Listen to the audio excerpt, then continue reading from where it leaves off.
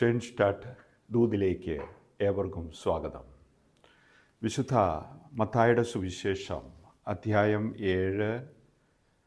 7 മുതൽ 12 വരെയുള്ള തിരുവചനങ്ങൾ.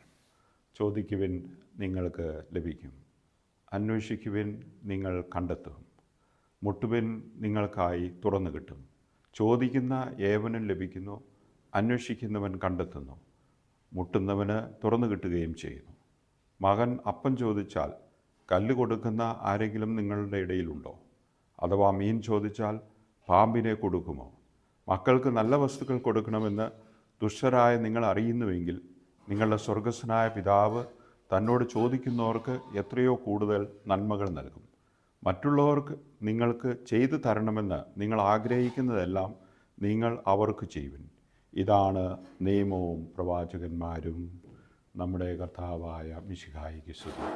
മിശിഹായിൽ പ്രിയ സഹോദരീ സഹോദരന്മാരെ, നൊവേന പ്രാർത്ഥന നടത്തിക്കൊണ്ടിരിക്കുന്ന അവസരത്തിൽ നിശബ്ദമായി പ്രാർത്ഥിക്കുവാനായിട്ട് കാർമ്മികൻ പറയുകയാണ്.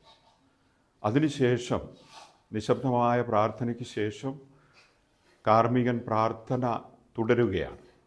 നൊവേന പ്രാർത്ഥനയ്ക്ക് ശേഷം ഒരു സഹോദരൻ വന്ന് കാർമ്മികനോട് പറഞ്ഞു, സമയം പോരാ, കുറച്ച് നേരം കൂടെ കൂടുതൽ നിശബ്ദമായി പ്രാർത്ഥിക്കാൻ അങ്ങ് സമയം അനുവദിക്കണം. കർത്താവിനോട് ഞാൻ കുറേ കാര്യങ്ങൾ പറയണമെന്ന് വിചാരിച്ചു, അത് പറയാനുള്ള സമയം എനിക്ക് കിട്ടിയില്ല. ഒത്തിരി കാര്യങ്ങൾ എനിക്ക് കർത്താവിനോട് പറയാനുണ്ട്. ഈശോ എന്ന് പറയുകയാണ്, നിങ്ങൾ പറയുവിൻ, നിങ്ങൾ ചോദിക്കുവിൻ, നിങ്ങൾക്ക് ലഭിക്കും. ചോദിക്കുവാൻ നമുക്ക് മടിക്കേണ്ട ആവശ്യമില്ല എന്നാണ് ഇന്നത്തെ സുവിശേഷം നമ്മെ ഓർമ്മപ്പെടുത്തുക. നമ്മുടെ ആവശ്യങ്ങൾ കർത്താവിൻ്റെ തിരുസന്നിധി സമർപ്പിച്ച് നമുക്ക് അവിടുത്തോട് ചോദിക്കാം. നമ്മുടെ കുടുംബത്തിന് വേണ്ടി, നമ്മുടെ പ്രിയപ്പെട്ടവർക്ക് വേണ്ടി, ആരെങ്കിലുമൊക്കെ പ്രാർത്ഥനാ സഹായം പ്രതീക്ഷിക്കുന്നുണ്ടോ അവർക്കെല്ലാവർക്കും വേണ്ടി നമുക്കിന്ന് കർത്താവിൻ്റെ തിരുസന്നിധിയിൽ മാധ്യസ്ഥം അപേക്ഷിക്കാം. അതിനായിട്ടുള്ള ഒരു ക്ഷണമാണ് ഈശോ ഇന്ന് നമുക്ക് നൽകുക. പ്രിയമുള്ളവരെ, പ്രായോഗികമായിട്ട് നമുക്ക് എന്ത് ചെയ്യാൻ കഴിയും? തീർച്ചയായും ഇന്നേ ദിവസം നമുക്ക് ആർക്കെങ്കിലും വേണ്ടി നമുക്ക് ഒരു നിമിഷം ഒരു മധ്യസ്ഥ പ്രാർത്ഥന നടത്താം. ഒന്ന് ചോദിക്കാം.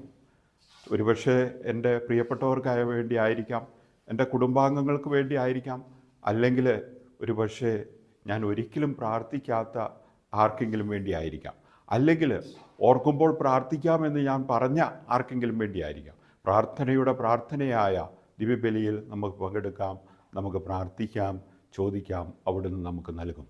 പ്രസാദവരനാഥ നമ്മെ സഹായിക്കട്ടെ. ഈശോ നമ്മെ അനുഗ്രഹിക്കട്ടെ.